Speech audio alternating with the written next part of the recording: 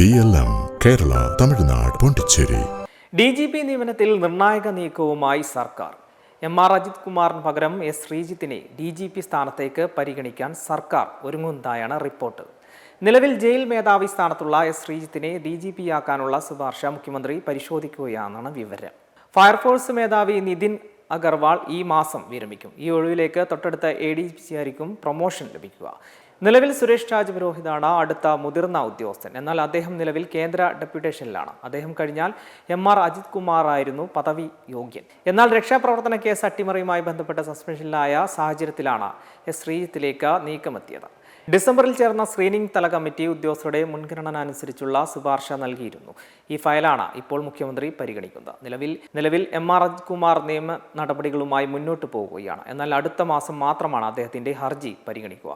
ഇതിന് സമയമെടുക്കും എന്നതിനാലാണ് അടുത്ത ഉദ്യോഗസ്ഥന് പ്രൊമോഷൻ നൽകേണ്ട സാഹചര്യം ഉണ്ടായത്.